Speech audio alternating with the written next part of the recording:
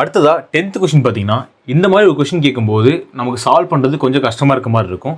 But இருக்கிறதுலையே எழுத்துக்கள் தொடர்வரிசையில் இந்த மாதிரி கொஸ்டின் தான் ரொம்ப ஈஸியான கொஸ்டின். ஃபர்ஸ்ட் கொடுத்துருக்க அந்த ஆர்டரில் எத்தனை லெட்டர் இருக்குன்னு பாருங்க. இங்கே வந்து 1 2 3 4 5 6 7 8 9 10 11 12 13 14 15 மொத்தமாக 15 லெட்டர்ஸ் இங்கே அமைஞ்சிருக்குது. இந்த 15 எப்படிலாம் ஸ்ப்ளிட் பண்ண முடியும் அப்படின்னு பாருங்க. 5ஆக ஸ்ப்ளிட் பண்ணலாம், 3ஆக ஸ்ப்ளிட் பண்ணலாம். இந்த 2 டைப்பில் ஸ்ப்ளிட் பண்ண முடியும். ஃபர்ஸ்ட் அப்போ 5ஆக ஸ்ப்ளிட் பண்ணி பாருங்கள். ஃபர்ஸ்ட் 5 லெட்ரு, அடுத்த 5 லெட்ரு, அதுக்கு அடுத்த 5 லெட்ரு, அந்த மாதிரி.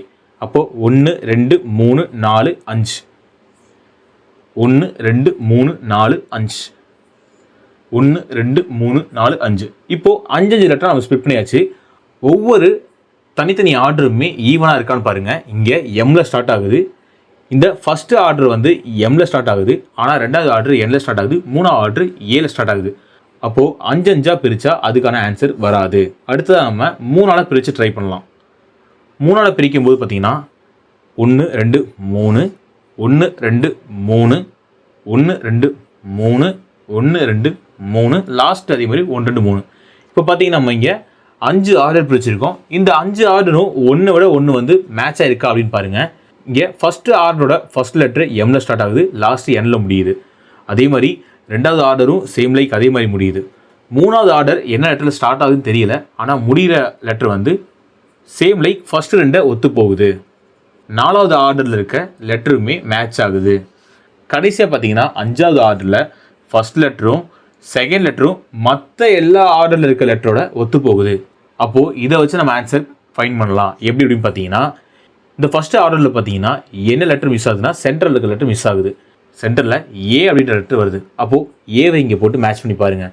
சேம் லைக் ரெண்டாவது ஆர்டர்லையுமே சென்ட்ரல் லெட்டர் தான் வேணும். அப்போது அதையுமே ஏன்னு போட்டுறேன். அடுத்து 3வது ஆர்டர் பாருங்கள். 3வது ஆர்டரில் ஃபஸ்ட் லெட்டர் தேவை. ஃபஸ்ட் 2 ஆர்டரில் ஃபஸ்ட் லெட்டராக எம் அமைஞ்சிருக்கு. அப்போது எம்ஏ இங்கே ரீப்ளேஸ் பண்ணுங்கள்.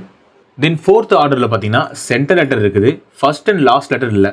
ஃபஸ்ட் அண்ட் லாஸ்ட் லெட்டர் வந்து ரிமைனிங் ஆல்ரெடி நம்ம கண்டுபிடிச்ச ஆர்டர்லேருந்து மேட்ச் பண்ணி பாருங்கள். அப்போது எம் அண்ட் என் அதை ரீப்ளேஸ் பண்ணுங்கள். தென் ஃபைனலாக 5th ஆர்டர் பார்த்தீங்கன்னா லாஸ்ட் லெட்டர் தேவைப்படுது. லாஸ்ட் லெட்டர் மற்ற எல்லா ஆர்டரையும் கம்பேர் பண்ணும்போது என்றது தான் இங்கே ஆன்சராக வருது. இப்படி ஆன்சர் பண்ணும்போது பார்த்தீங்கன்னா ஒவ்வொரு ஆர்டரும் மேன் மேன் மேன் அப்படின்னு ஒரே மேன் அப்படின்ற வேர்டு தான் எகெயின் அண்ட் எகெயின் வந்து ரிப்பீட் ஆகி வந்திருக்குது. அப்போ இதுக்கான ஆன்சர் என்ன அப்படின்னு பார்த்தீங்கன்னா A again A M M then N ஃபைனலாக என். இதுதான் இதுக்கான ஆன்சர்.